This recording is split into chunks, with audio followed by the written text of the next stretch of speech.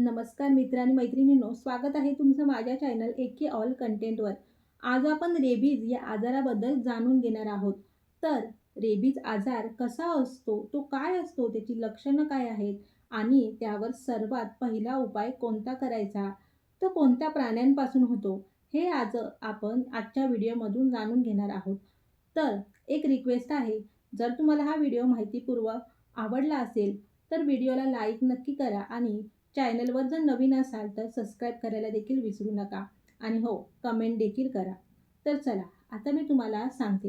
Rabies हा एक अत्यंत घातक व्हायरल आजार आहे। एकदा रेबीजची लक्षणं सुरू झाली तर आजपर्यंत जवळजवळ 100% मृत्यू निश्चित आहे। म्हणून हा आजार होऊच न देणं हाच एकमेव उपाय आहे। रेबीज प्रामुख्याने या प्राण्यांच्या चाव्यांमुळे होतो। कुत्रा, मग तो पाळलेला असो किंवा भटका, मांजर, माकड, वटवाघूळ किंवा इतर जंगली प्राणी।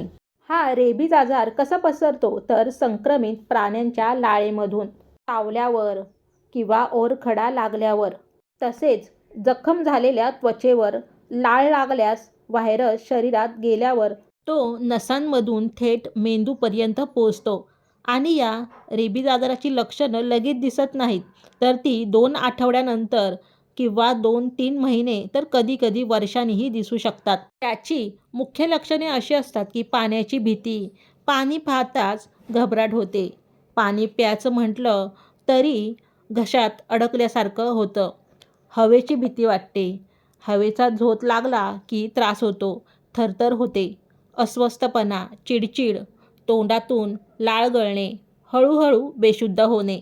एकदा का ही लक्षणे सुरू झाली तर 7 ते 10 दिवसात मृत्यू होतोच। सगळ्यात मोठा गैरसमज म्हणजे पिसाळलेला कुत्राच जास्त धोकादायक असतो, तर चूक। पिसाळलेला कुत्रा म्हणजे आधीच रेबीजग्रस्त असण्याची शक्यता जास्त, पण नॉर्मल दिसणारा कुत्राही रेबीजचा व्हायरस पसरवू शकतो। त्यामुळे कोणताही चावा धोकादायकच मानला जातो। आता जर एखाद्याला कुत्रा चावला तर काय करावे बचावासाठी? तर सर्वात पहिला महत्त्वाचा उपाय म्हणजे जखम 15 मिनिटे साबण आणि वाहत्या पाण्याने लगेच धुवा। हे केल्याने सुमारे 90% व्हायरस नष्ट होतो। त्यानंतर आयोडीन, अल्कोहोल, अँटीसेप्टिक लावा, जखम बांधू नका। काही लोक हळद किंवा राख लावतात, तर तसं करू नका। डॉक्टरांकडे त्वरित जा, कारण लस घेणं खूपच आवश्यक आहे। या लसींची महत्त्वाची माहिती म्हणजे आता पोटात इंजेक्शन देत नाहीत, हातावर मांडीवर इंजेक्शन दिले जाते आणि लसीचे 4 किंवा 5 डोस असतात आणि ते डॉक्टर ठरवतात। लस घेणं हे 100% प्रभावी आणि सुरक्षित आहे। जर तुमचा पाळलेला कुत्रा चावला तरीही लस घ्यावी, कारण WHO नुसार प्रत्येक चावा गंभीर मानला जातो।